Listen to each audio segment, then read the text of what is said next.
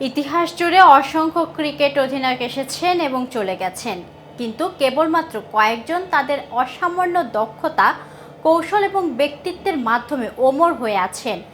আজ এমন পাঁচজন ক্রিকেট অধিনায়কের বিষয়ে বিস্তারিত জানাতে উষারবাণী স্পোর্টস থেকে আমি মিথিলা রয়েছে আপনাদের সাথে। ক্রিকেট জেন্টলম্যানদের খেলা হিসেবে পরিচিত কেবল খেলার মাঠের মধ্যে সীমাবদ্ধ নয়, এই খেলা তার রোমাঞ্চ, অনিশ্চয়তা এবং কৌশলের জন্য বিশ্বজুড়ে অগণিত ভক্ত তৈরি করেছে। আর এই খেলার অন্যতম গুরুত্বপূর্ণ দিক হলো নেতৃত্ব, যা একজন অধিনায়কের মাধ্যমে প্রকাশ পায়। এমন ক্রিকেট অধিনায়কদের মধ্যে সবার শুরুতেই বলবো অস্ট্রেলিয়ার রিকি পন্টিংয়ের কথা। তার নেতৃত্বে অস্ট্রেলিয়া 2003 এবং 2007 সালে একের পর এক বিশ্বকাপ জিতে কোন ম্যাচ হারেনি। টেস্ট ক্রিকেটে তার জয়ের হার 62.33%, যা দ্বিতীয় সর্বোচ্চ।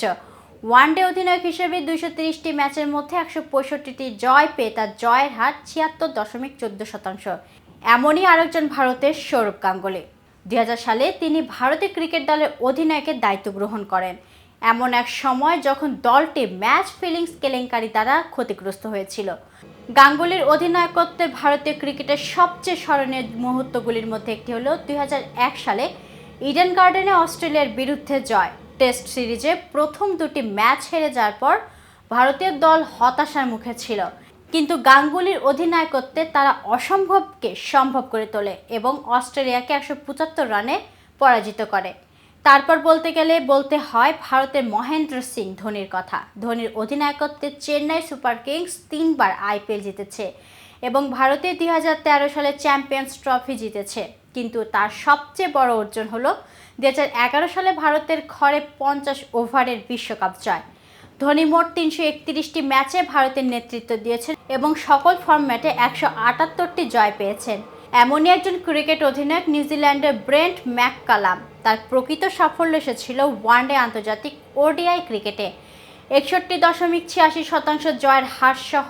তিনি নিউজিল্যান্ডের ইতিহাসের সবচেয়ে সফল ওডিআই অধিনায়ক হিসেবে হয়ে ওঠেন। ম্যাককালামের প্রভাবে ক্রিকেট পৃথিবী ছিল না। 2015 সালে ক্রিকেট বিশ্বকাপে তারা ইতিহাসে প্রথমবারের মতো ফাইনালে উঠেছিল।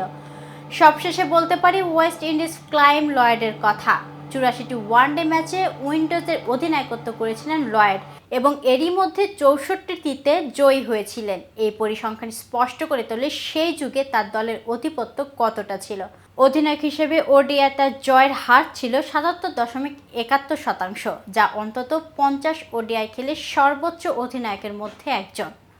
তো ভিউয়ার্স, এই সম্পর্কে আপনার কোনো মতামত থাকলে জানাতে পারেন কমেন্ট বক্সে। ভিডিওটি ভালো লাগলে লাইক শেয়ার করতে ভুলবেন না।